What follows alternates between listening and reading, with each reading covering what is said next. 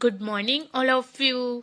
આજે આપણે ભણીશું વિષય સામાજિક વિજ્ઞાન, ચેપ્ટર નંબર 20, જેનું નામ છે સામાજિક સમસ્યાઓ અને પડકારો.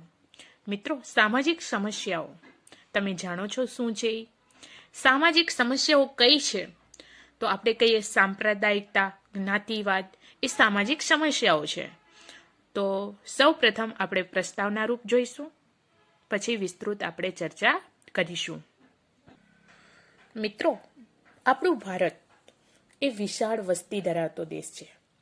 તમને ખ્યાલ છે વિશ્વની દ્રષ્ટિએ વસ્તી ધરાવતો સૌથી પ્રથમ દેશ કયો? તમે તો સૌ જાણો જ છો કે વસ્તીની દ્રષ્ટિએ વિશ્વમાં ચીન પ્રથમ દેશ આવે છે અને એના પાછળ ભારતનું સ્થાન બીજો છે. એટલે કે ભારત વસ્તીની દ્રષ્ટિએ બીજું સ્થાન ધરાવે છે વિશ્વમાં. ભારત એક વિશાળ એટલે કે મોટો વસ્તી અને વિશ્વની સૌથી મોટી લોકશાહી ધરાવતો દેશ છે, જ્યાં વિવિધ ધર્મ, જાતિ, ભાષા, સંસ્કૃતિ ધરાવતા લોકો પણ વસે છે. ભારતની સંસ્કૃતિ સમન્વયકારી અને સર્વધર્મ સમભાવની વિશેષતા એટલે કે અલગતા ધરાવે છે. પરંપરાગત સમાજમાંથી આધુનિક સમાજ તરફ ગતિ કરતા આ ભારતીય સમાજમાં અનેક પરિવર્તનો એટલે કે ફેરફારો આવેલા છે. આ પરિવર્તનો એટલે કે ફેરફારોની સાથે સમાજમાં કેટલીક સમસ્યાઓનો પણ ઉદ્ભવ થયો. હવે જેમાં સામાજિક, આર્થિક, રાજકીય, સાંસ્કૃતિક વગેરે ક્ષેત્રોની સમસ્યાઓનો સમાવેશ કરી શકાય છે. આ પ્રકરણ એટલે 20માં આપણે બે સામાજિક સમસ્યાઓ, જેમ કે પહેલું છે સાંપ્રદાયિકતા અને બીજું છે જ્ઞાતિવાદ, એની ચર્ચા કરીશું. મિત્રો, સાંપ્રદાયિકતા શું છે? એનો મતલબ શું થાય? તો સાંપ્રદાયિક હોવાનો ભાવ. અને જ્ઞાતિવાદ એટલે કે જ્ઞાતિ પ્રત્યે વાદ વિવાદ, એની ચર્ચા આ પાઠમાં કરીશું. દેશને સ્વતંત્રતા અપાવવા વિવિધ એવા ધર્મો, જાતિ અને ભાષા ધરાવતા જે લોકો છે એ સહિયારો પુરુષાર્થ એટલે સાથે મળીને મહેનત કરી અને તેમના પ્રયત્નોના પરિણામે આપણને આ મહામૂલી એટલે કે મોટી સ્વતંત્રતા મળી આપણા દેશને. સ્વાતંત્ર્ય આંદોલન દરમિયાન જોવા મળેલા સદભાવ છે, એકતા છે, સહિષ્ણુતા છે વગેરેમાં સ્વતંત્રતા બાદ ઓટ આવી હોય તેવું જણાય છે. ઓટ એટલે તમે સૌ જાણો જ છો, જેમ કે દરિયામાં ભરતી અને ઓટ આવે એવી રીતે અહીંયા ઓટ એટલે ઓછાપણું, નીચે આવી જાય.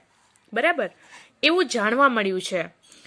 જાતિગત ઝઘડાઓ છે, સાંપ્રદાયિક એવું ઘર્ષણ છે, પ્રાદેશિક હિંસા વગેરે જેવા દેશમાં શાંતિ અને વિકાસને અનેક અવરોધતા નકારાત્મક પરિબળો જોવા મળે છે, જે દેશ માટે અવરોધક રૂપ છે, અડચણરૂપ છે. જે દેશ માટે સામાજિક સદભાવ, બિન સાંપ્રદાયિકતા, લોકશાહી એવા મૂલ્યો, રાષ્ટ્રીય એકતા એટલે કે રાષ્ટ્ર પ્રત્યેની એકતા સામે ગંભીર એવા પડકારો પણ ઊભા થાય છે. હવે એમાં સૌ પ્રથમ પહેલો પોઈન્ટ છે સાંપ્રદાયિકતા. મિત્રો, સાંપ્રદાયિકતાનો અર્થ શું થાય, મિનિંગ શું થાય? તો સાંપ્રદાયિક હોવાનો ભાવ. ધ્યાનથી સાંભળજો. સાંપ્રદાયિકતા એટલે આપણા સંપ્રદાય અથવા તો ધર્મને શ્રેષ્ઠ માનીએ અને બીજાના સંપ્રદાય અથવા તો ધર્મ છે એને જૂઠું માનીએ, એને સાંપ્રદાયિકતા કહેવાય. ધર્મ એ શ્રદ્ધા અને આસ્થાનો વિષય છે. આપણા દેશમાં અનેક ધર્મો પાળતી પ્રજા વસે છે. હિન્દુ, મુસ્લિમ, શીખ, ઈસાઈ, જૈન, બૌદ્ધ, બરાબર, અલગ અલગ ધર્મો પાળતા લોકો પણ વસે છે. હવે એ ધર્મ છે એનામાં શ્રદ્ધા પણ એટલી છે અને આસ્થા પણ એટલી રાખે છે. લોકો મોટા ભાગે માનવ કોઈને કોઈ ધર્મ કે સંપ્રદાયમાં માનતો હોય છે. ભારત એક બિન સાંપ્રદાયિક દેશ છે અને ધર્મ નિરપેક્ષ દેશ છે. તેથી સંકુચિત સાંપ્રદાયિકતાનું આચરણ બંધારણની ભાવના વિરુદ્ધ છે. જ્યારે કોઈ પણ ધાર્મિક જૂથ અથવા તો સમુદાય હોય, આખું ટોળું હોય, કોઈ પણ કારણસર બીજા ધર્મ કે સંપ્રદાયનો વિરોધ કરે છે, મિત્રો ખાસ ધ્યાન જોજો, જ્યારે કોઈ ધાર્મિક જૂથ હોય અથવા તો સમુદાય, આખો ધાર્મિક સમુદાય ટોળું હોય, સમૂહ હોય, કોઈ પણ કારણસર બીજા ધર્મ કે સંપ્રદાયનો વિરોધ કરતા હોય છે, ત્યારે સાંપ્રદાયિક તણાવ ઉત્પન્ન થાય છે, ખામી ઉત્પન્ન થાય છે સંપ્રદાય પ્રત્યે, ધર્મ પ્રત્યે. કોઈ પણ ધર્મ કે સંપ્રદાયના સભ્યો અન્ય ધર્મોની તુલનામાં પોતાના ધર્મ કે સંપ્રદાયને શ્રેષ્ઠ દર્શાવવાનો પ્રયત્ન કરતા હોય છે. કે કોઈ પણ બે વ્યક્તિઓ છે, બરાબર, એક કહે છે મારો સંપ્રદાય, જેમ કે હિન્દુ અને મુસ્લિમ છે, મુસ્લિમ કહે છે મારો સંપ્રદાય મોટો છે, અમારા ધર્મો પ્રત્યે અમે બધું સારો વ્યવહાર કરીએ છીએ, અને હિન્દુ કહે છે અમે મંદિરમાં આટલી બધી પૂજા આરાધના કરીએ છીએ, અમારો ધર્મ તમારાથી ઊંચો છે. એટલે કે ધર્મ પ્રત્યે, એટલે કે સંપ્રદાયના જે સભ્યો છે એ ધર્મોની તુલનામાં એ પોતાનો ધર્મ શ્રેષ્ઠ દર્શાવવાનો પ્રયાસ કરે છે અને પોતાના ધાર્મિક હિતને વધુ મહત્વ આપે છે. એટલે આપણે કહીએ છીએ કે આમ ઉચ્ચ છે, મારો ધર્મ ઉચ્ચ છે, ઊંચો છે, અમે ધર્મ પ્રત્યે ઊંચું માનીએ છીએ, એવી રીતે વાદ અને વિવાદ પણ ઊભા થાય છે. અને ત્યારે તે દરેક નાગરિકને વ્યક્તિગત રીતે નહીં પરંતુ સાંપ્રદાયિક રીતે જુએ છે. કારણ કે કોઈ પણ નાગરિક, દરેક નાગરિક છે એ વ્યક્તિગત રીતે નથી જોતા, પરંતુ એ સંપ્રદાય અથવા તો ધર્મની રીતે જુએ છે એને. અને આવી વિચારધારા સમાજને વિભાજન તરફ લઈ જાય છે. એટલે કે છૂટું, આવી વિચારધારા જે લોકોમાં હોય છે, જે સમાજમાં હોય છે, જે વિભાજન એટલે કે છૂટાપણું, એટલે એક બીજા સંપ્રદાયથી વચ્ચે તિરાડ પડી જાય છે, એટલે કે વિભાજન તરફ લઈ જાય છે. સ્વાતંત્ર્ય પ્રાપ્તિના આટલા વર્ષો બાદ પણ આપણે સાંપ્રદાયિકતાની સમસ્યા ઉપર સંપૂર્ણ નિયંત્રણ લાવી શક્યા નથી. આપણને સ્વતંત્રતા તો મળી ગઈ, આપણો દેશ સ્વતંત્ર તો થયો, પરંતુ આટલા વર્ષો વીતી ગયા છતાંય આપણે સાંપ્રદાયિકતાની સમસ્યા જે છે એના પર સંપૂર્ણ નિયંત્રણ લાવી શક્યા નથી અથવા તો સુધારો લાવી શક્યા નથી. સંકુચિત સાંપ્રદાયિકતા ઘણી રીતે નુકસાનકારક પણ હોય છે. એટલે કે આપણે કહીએ છીએ કે એક સંપ્રદાય અને ધર્મ પ્રત્યે આપણે શ્રેષ્ઠ માનીએ છીએ અને બીજા રીતે આપણે કહીએ કે મુસ્લિમ ધર્મને આપણે જૂઠું સાબિત કરીએ છીએ. એટલે એ પણ સાંપ્રદાયિકતા છે, એ ઘણી રીતે નુકસાનકારક પણ છે. તેનાથી દેશમાં સામાજિક તણાવ પણ ઉત્પન્ન થાય છે. વ્યક્તિ પોતાના જે બંધુઓ, એટલે કે આપણે કહીએ કે સગાવાલા છે, ભાઈઓ છે, એ પોતાના વિરોધી માને છે, જેથી સમાજમાં મતભેદ અને ધૃણાનું વાતાવરણ ઊભું થાય છે. સાંપ્રદાયિક તણાવથી સાંપ્રદાયિક હિંસા અથવા તો ઝઘડાઓ થાય છે, વાદ વિવાદો થાય છે. આ બધી જ બાબતો લોકશાહી વિચારધારા, રાષ્ટ્રીય પ્રત્યે આપણે એકતા રાખીએ તે અને રાષ્ટ્રના વિકાસ માટે પણ ખતરારૂપ સાબિત થઈ જાય છે. એટલે કે મિત્રો, આપણો દેશ સાંપ્રદાયિકતાની દ્રષ્ટિએ તો વાત કરીએ તો આપણો દેશ બિન સાંપ્રદાયિક છે અને એટલો જ ધર્મ નિરપેક્ષ દેશ છે આપણો ભારત દેશ. હવે આગળ જોઈએ સાંપ્રદાયિકતા સામે સંઘર્ષ. આપણે કહીએ છીએ કે સાંપ્રદાયિકતા સામે સંઘર્ષો, ઝઘડાઓ પણ ઊભા થાય છે. આપણે જાણીએ છીએ કે સાંપ્રદાયિકતા એ વ્યક્તિ, સમાજ અને રાષ્ટ્રના વિકાસને અવરોધતું એવું પરિબળ છે, અવરોધરૂપ છે. સાંપ્રદાયિકતાને દૂર કરવા માટે કેટલાક ઉપાયો હાથ ધરવા જોઈએ. એટલે કે આ સાંપ્રદાયિકતામાં જે લોકો માને છે, વ્યક્તિ માને છે, સમાજ માને છે, રાષ્ટ્ર માને છે, આ સાંપ્રદાયિકતાને એને દૂર કરવા માટે અહીંયા કેટલાક ઉપાયો હાથ ધરેલા છે, એની સમજ મેળવીએ. સૌ પ્રથમ નાગરિક અને સરકારે સાંપ્રદાયિક તત્વો સામે સખતાઈપૂર્વક સામનો કરવો પડશે અને તેને દૂર કરવા માટેના પ્રયત્નો પણ નાગરિક અથવા તો સરકારને કરવા પડશે. તો જ સાંપ્રદાયિકતા સામેના સંઘર્ષો દૂર થશે, ઝઘડાઓ દૂર થશે, તણાવ દૂર થશે. સાંપ્રદાયિકતા દૂર કરવાનું અસરકારક કાર્ય શિક્ષણ કરી શકે છે. કારણ કે શિક્ષણના ભાગમાં એ સાંપ્રદાયિકતાનું શિક્ષણ અંદર સિલેબસમાં, અભ્યાસક્રમમાં નાખવામાં આવે તો લોકો જાગૃત થાય. એટલે કે એને દૂર કરી શકે અથવા તો શિક્ષણ પ્રત્યે જાગૃત હશે અને સાંપ્રદાયિકતા પ્રત્યે એને જ્ઞાન હશે તો એ દૂર થશે. એટલા માટે સાંપ્રદાયિકતા દૂર કરવાનું અસરકારક કાર્ય શિક્ષણ છે. આપણા શિક્ષણમાં અને અભ્યાસક્રમોમાં બધા ધર્મોની સારી એવી બાબતોનો સામેલ કરવામાં આવી છે. તેમજ શાળામાં જે યોજાતી સર્વધર્મ એટલે બધા ધર્મ પ્રત્યેની જે પ્રાર્થનાઓ છે, સામાજિક પર્વો એટલે કે આપણે કહીએ છીએ ને ઉજવણી કરીએ છીએ, તહેવારો, સામાજિક તહેવારોની ઉજવણી વગેરે જેવી પ્રવૃત્તિથી બાળકોમાં તમામ ધર્મ પ્રત્યે આદરભાવ કેળવાય છે.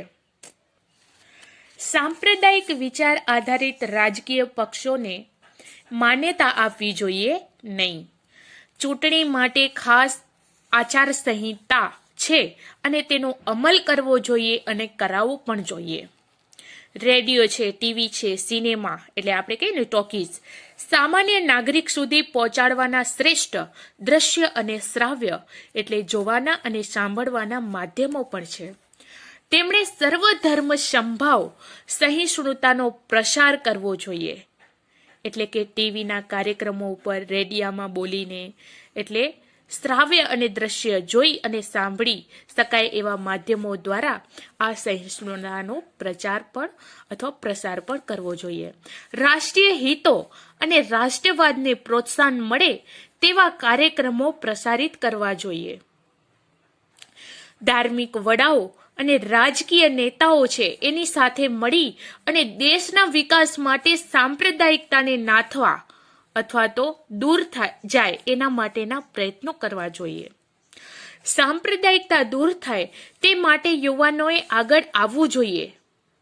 એટલે કે યુવા જ્ઞાતિઓને યુવાનોમાં સાંપ્રદાયિકતાના સ્થાને બિન સાંપ્રદાયિક અને વૈજ્ઞાનિક દ્રષ્ટિકોણ વિકસે અથવા તો વિકાસ પામે તેવા પ્રયત્નો સામાજિક અને શૈક્ષણિક ક્ષેત્રે થવા જોઈએ. એટલે કે જો એ સાંપ્રદાયિકતા દૂર થાય એના માટે યુવાનોએ આગળ આવવું જોઈએ અને તેનો પ્રસાર કરવો જોઈએ. અથવા તો યુવાનોમાં જે સાંપ્રદાયિકતાના સ્થાને બિન સાંપ્રદાયિકતા આવે અથવા તો વૈજ્ઞાનિક દ્રષ્ટિકોણ એનામાં વિકસે તેવા પ્રયત્નો આ સામાજિક અને શૈક્ષણિક ક્ષેત્રે થવા જોઈએ. આ માટે સરકારે જ નહીં પરંતુ સમાજે પણ વિશિષ્ટ પ્રયત્નો કરવા જોઈએ. કારણ કે સાંપ્રદાયિકતા દૂર થાય તે માટે ધર્મ, જ્ઞાતિ, પ્રાંત, ભાષાથી ઉપર રાષ્ટ્રહિત છે. એટલે કે રાષ્ટ્રપતિના હિત જળવાય, રાષ્ટ્ર પ્રત્યે ગૌરવ છે એની સમજ લોકોને એક તાંતડે બાંધે છે. અને તે રાષ્ટ્રવાદ એટલે કે રાષ્ટ્ર પ્રત્યે જે વાદ વિવાદો છે તે અને રાષ્ટ્રીય એકતા છે એ પોષે. એટલે કે એ રાષ્ટ્રવાદ દૂર થાય, રાષ્ટ્રપતિના વાદ વિવાદો દૂર થાય અને આપણા રાષ્ટ્ર પ્રત્યે એકતા, એક બંધુતા જળવાય તે માટેના પ્રયાસો શક્ય બને છે. હવે આગળ જોઈએ જ્ઞાતિવાદ. એટલે જ્ઞાતિ પ્રત્યે જે વાદ વિવાદ થાય છે એના પ્રત્યે આપણે સમજ મેળવીએ. ભારતની સામાજિક વ્યવસ્થામાં સામાજિક સ્તર રચનાના સ્વરૂપ તરીકે જ્ઞાતિઓનું અસ્તિત્વ પણ સદીઓથી રહ્યું છે. આમ ભારતની સામાજિક સંરચના જ્ઞાતિ ઉપર આધારિત છે એમ કહી શકાય. જ્ઞાતિ વ્યવસ્થા પ્રારંભિક એટલે શરૂઆતની પરિકલ્પના આજે છે. તેના કરતા પ્રાચીન સમયમાં એટલે જૂના સમયમાં ભિન્ન એટલે કે અલગ હતી. કઈ તો જ્ઞાતિ વ્યવસ્થા સમાજની જરૂરિયાતોની પરિપૂર્તિ અને શ્રમ વિભાજનના પાયારૂપ કાર્ય આધારિત જ્ઞાતિઓ હતી. પ્રારંભિક પરિકલ્પના મુજબ તે 4 વ્યવસાયો ઉપર આધારિત વર્ણ વ્યવસ્થા જેમ કે આપણે કહીએ કે બ્રાહ્મણ છે, ક્ષત્રિય છે, વૈશ્ય છે અને શૂદ્ર હતી. આ 4 વ્યવસાયો પર આધારિત વર્ણ વ્યવસ્થા હતી. જેમ કે આ 4 હતી: બ્રાહ્મણો, ક્ષત્રિયો, વૈશ્ય અને શૂદ્ર. જ્ઞાતિ આધારિત નિવાસ વ્યવસ્થા એટલે રહેવા માટેની વ્યવસ્થા અને વ્યવસાયો કયો કામ કરવાનું એ વ્યવસાયો હતા. અને એ વ્યવસાયને આધારે આવકના સ્ત્રોત રહેતા સમાજમાં આવક જૂથના આધારે કેટલીક જ્ઞાતિઓ ઓછી આવક મેળવતી હોવાથી સમાજના અન્ય જ્ઞાતિ સમૂહોથી આર્થિક સ્થિતિમાં નબળી રહી ગઈ. હવે મિત્રો કેટલીક એવી જ્ઞાતિઓ હતી, બરાબર. હવે એ જ્ઞાતિઓમાં ઓછી આવક અમુક જ્ઞાતિ ઓછી આવક મેળવતી હોય તો એ સમાજના અન્ય જ્ઞાતિ સમૂહોથી બીજી જ્ઞાતિ સમૂહોથી આર્થિક એટલે પૈસાની દ્રષ્ટિમાં નબળી રહી ગઈ હતી. ભારતમાં અંગ્રેજોના શાસનકાળ દરમિયાન અથવા તો શાસનકાળ પહેલાના સમયમાં કેટલીક જાતિઓ છે એ અન્ય સમૂહોથી દૂર સહેલાઈથી પહોંચી શકાય તેવા દુર્ગમ જંગલો અને પહાડી વિસ્તારો એટલે પહાડવાળા વિસ્તારોમાં અલગ વસવાટ કરતી હતી, એટલે કે આવન જાવન કરતી હતી. આ જાતિઓનું સામાજિક જીવન અને સાંસ્કૃતિક જીવન અન્ય પ્રજા સમૂહોથી અલગ હતું. તેઓની પોતાની આગવી સંસ્કૃતિ હતી અને બોલી પણ હતી. તે જાતિના લોકો પણ પેઢી દર પેઢી અલગ વસવાટ કરતા હતા. એકાકી જીવન એકલા જીવન જીવતા હતા. હવે એકાકી જીવન એટલે એકલા જીવન જીવવા વગેરેના કારણે વિકાસ સાધી શક્યા નહીં. પરિણામે તેમની આર્થિક એટલે પૈસાની દ્રષ્ટિએ અને સામાજિક એટલે સમાજની સ્થિતિએ તે પણ નબળી રહી હતી. કઈ? અમુક જ્ઞાતિ. હવે જોઈએ આગળ લઘુમતીઓ, નબળા વર્ગો અને પછાત વર્ગોના હિતોના રક્ષણ માટે બંધારણીય જોગવાઈઓ. મિત્રો, તમને ખ્યાલ છે લઘુમતી કોને કહેવાય? લઘુમતી ભારતના બંધારણમાં લઘુમતી માટે સ્પષ્ટ તો વ્યાખ્યા આપવામાં નથી આવી, પરંતુ એવું કહેવામાં આવે છે ધર્મ કે ભાષાના આધાર પર કોઈ પણ ચોક્કસ પ્રદેશ હોય અથવા તો પ્રદેશોમાં બહુમતી ન ધરાવતા હોય એવા લોકોના સમૂહને લઘુમતી કહેવામાં આવે છે. અથવા તો બીજી રીતે આપણે કહીએ તો સામાન્ય રીતે કોઈ પણ દેશ છે અથવા તો કોઈ પણ પ્રદેશ છે એનામાં જે કુલ જન એટલે કે માણસોની સંખ્યાના અડધાથી ઓછી જન એટલે માણસોની સંખ્યા ધરાવતા હોય એવા લોકોના સમૂહને લઘુમતી કહેવામાં આવે છે.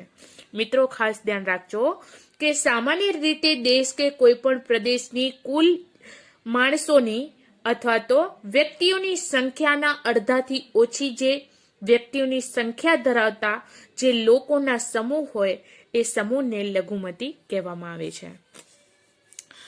ભારતના બંધારણમાં લઘુમતીઓ, નબળા વર્ગો અને પછાત વર્ગોના રક્ષણ, એમના કલ્યાણ અને વિકાસ માટે કેટલીક એવી બંધારણીય જોગવાઈઓ કરવામાં આવી છે.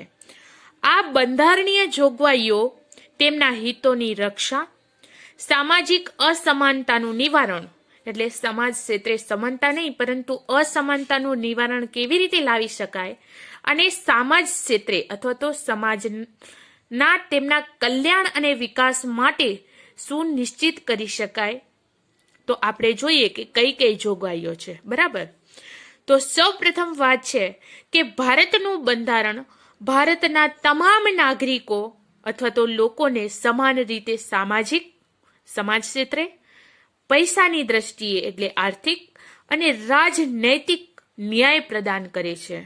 એટલે કે રાજ્ય પ્રત્યે ન્યાય પ્રદાન કરે છે ભારતનું બંધારણ. ભારતના બંધારણમાં જણાવ્યા મુજબ જ્ઞાતિ, જાતિ, ધર્મ, ભાષા, લિંગને આધારે એટલે સ્ત્રી પુરુષને આધારે કોઈ પણ પ્રકારનો ભેદભાવ રાખવામાં નહીં આવે. સ્ત્રી પણ સમાન, પુરુષ પણ સમાન. દરેક વ્યક્તિને સમાન તક મળવી જોઈએ, સમાન એનો દરજ્જો પ્રાપ્ત થવો જોઈએ, તેનો પણ બંધારણમાં ઉલ્લેખ કરવામાં આવ્યો છે. હવે આ ઉપરાંત રાજ્યોને એવા પણ અધિકાર આપવામાં આવ્યા છે કે તેને કલ્યાણકારી રાજ્યનું દાયિત્વ નિભાવવા તથા નબળા અને પછાત વર્ગો છે એની રક્ષા કરવા કેટલાક એવા મૂળભૂત અધિકારો પર પણ બંધારણમાં રહીને યોગ્ય પ્રતિબંધ લગાવી દીધો છે. એટલે કે લોકો જે નબળા અને પછાત વર્ગો છે એને રક્ષા મળી રહે, મૂળભૂત અધિકારો મળી રહે એવું બંધારણમાં કહેવામાં આવ્યું છે. ધાર્મિક સ્વતંત્રતાનો અધિકાર એટલે ધર્મ પ્રત્યે લોકો સ્વતંત્ર રહી શકે એનો અધિકાર, કોઈ પણ ધર્મનું પાલન કરવાની સ્વતંત્રતા આપવામાં આવી છે. હવે છે લઘુમતીઓ નબળા વર્ગો અને પછાત વર્ગોને બંધારણીય હક આપવા પાછળનો મુખ્ય ઉદ્દેશ અથવા તો હેતુ એ છે કે તેઓને રાષ્ટ્રમાં સમાન તક મળવી જોઈએ, સમાન ન્યાય મળવો જોઈએ અને સમાન એનો દરજ્જો આપવો જોઈએ અથવા તો મળી રહેવો જોઈએ એવું ભારતના બંધારણમાં કહેવામાં આવ્યું છે. એટલે કે આવા લઘુમતીવાળા લોકો, જે નબળા વર્ગો હોય અને પછાત વર્ગો હોય, એને બંધારણીય હક અથવા તો દરજ્જો મળવો જોઈએ એવો ઉદ્દેશ આપવામાં આવ્યો છે. રાષ્ટ્રની પંચવર્ષીય યોજનાઓમાં પણ આ વર્ગો માટે, એટલે કયા વર્ગો? લઘુમતીઓ, નબળા વર્ગો અને પછાત વર્ગો, એ માટે ખાસ ધ્યાન રાખવામાં પણ આવ્યું છે. હવે સમજ મેળવીશું લઘુમતીઓ. ધર્મ કે ભાષાના આધારે કોઈ પણ પ્રદેશ હોય અથવા તો પ્રદેશોમાં બહુમતીમાં ન હોય તેવા લોક સમૂહ એટલે લોકોના સમૂહને લઘુમતી કહેવામાં આવે છે. ભારતના બંધારણમાં લઘુમતી માટે સ્પષ્ટ એવી વ્યાખ્યા કરવામાં નથી આવી, હમણાં જ વાત કરી, પરંતુ દેશ કે પ્રદેશની વસ્તીમાં અડધા કે તેથી ઓછી સંખ્યા ધરાવતા એવા લોકોના સમૂહને લઘુમતી કહી શકાય. લઘુમતીઓનો ખ્યાલ કોઈ પણ ધર્મ, કોઈ પણ ભાષા અથવા તો કોઈ પણ પ્રદેશ પૂરતો મર્યાદિત નથી. રાષ્ટ્રીય સ્તર ઉપર લઘુમતીઓની જેમ જ રાજ્ય સ્તર ઉપર સ્થાનિક અથવા તો પ્રાદેશિક લઘુમતીઓની નોંધ લેવી પડે, માટે જ રાષ્ટ્રીય સ્તર ઉપર લઘુમતીઓની સંકલ્પના એ રાજ્ય સ્તરની સંકલ્પના કરતા બિલકુલ અલગ છે, ભિન્ન છે. એટલે કે જો કોઈ લોક સમુદાય, લોકોનો સમુદાય અથવા તો સમૂહ કોઈ એક પ્રદેશ, રાજ્યની કુલ વસ્તીના પ્રમાણમાં બહુમતીમાં હોય તો પણ રાષ્ટ્રીય રીતે લઘુમતીમાં હોઈ શકે તથા તેનાથી અલગ જે તે રાજ્યમાં લઘુમતીમાં હોય તેવો વર્ગ રાષ્ટ્રીય સ્તરે બહુમતીમાં પણ હોઈ શકે છે. ભારતમાં લઘુમતીઓને બહુમતીઓની જેમ જ અધિકારો, સમાન ધોરણો પણ મળ્યા છે. લઘુમતીઓની સંસ્કૃતિ, ધર્મ, એની લિપિ તથા ભાષાઓના સંરક્ષણ અને પ્રોત્સાહન માટે બંધારણમાં કેટલીક એવી વિશેષ જોગવાઈઓ પણ કરવામાં આવી છે, જે જોગવાઈની આપણે અહીંયા ચર્ચા કરીશું. એટલે કે લઘુમતીમાં જે આવતા લોકો હોય, એની સંસ્કૃતિ હોય, ધર્મ હોય, એની લિપિ હોય, એની ભાષા હોય, એને સંરક્ષણ એટલે કે રક્ષણ મળી રહે અને તેને પ્રોત્સાહન મળી રહે એ માટે બંધારણમાં કેટલીક વિશેષ એટલે અલગ જ ઉપરાંત મોટા પાયે જોગવાઈઓ આપવામાં આવી છે અથવા તો કરવામાં આવી છે. તે જોઈએ. લઘુમતીઓના હિતો અને તેમના કલ્યાણ અને વિકાસ માટે રાષ્ટ્રીય લઘુમતી પંચની રચના પણ કરવામાં આવી છે. ધાર્મિક સ્વતંત્રતાનો અધિકાર એટલે ધર્મ પ્રત્યે એમને લોકોને લોકજીવન એટલે કે લોકોના સમૂહ અથવા તો જે ધર્મ છે એમાં જે લોકો વસે છે, પાળે છે, ધર્મ પાળે છે એવા લોકો એટલે કે ધાર્મિક સ્વતંત્રતાનો અધિકાર લઘુમતીઓને વિશ્વાસ અપાવે છે કે તે પોતાના ધર્મના પ્રચાર, પ્રસાર અને પ્રોત્સાહન માટે પ્રયત્નો પણ કરી શકે છે. કાયદો બળપૂર્વક ધર્માંતરણને માન્ય રાખતો નથી. સરકારી સહાય લેતી કોઈ પણ શિક્ષણ સંસ્થામાં ધાર્મિક શિક્ષણ આપી શકાતું નથી. બધા ધર્મ પ્રત્યે સમાન શિક્ષણ આપવામાં આવે છે.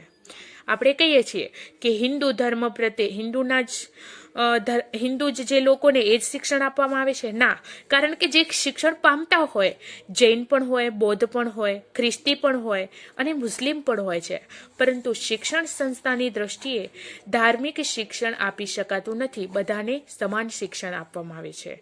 કોઈ ધાર્મિક ક્ષેત્રે ભેદભાવ કરવામાં આવતો નથી. તમામ ધાર્મિક સમુદાયોને તેમના ધર્મના વ્યવસ્થાપન અને ધાર્મિક કાર્યો માટે સંપત્તિ મેળવવાનો અને તેની દેખરેખ રાખવાનો પૂરેપૂરો અધિકાર પણ આપવામાં આવ્યો છે. તે પણ બંધારણની એક જોગવાઈ છે. સાંસ્કૃતિક અને શૈક્ષણિક અધિકાર દ્વારા લઘુમતીઓ પોતાની લિપિ અને સંસ્કૃતિઓનું રક્ષણ કરી શકે છે.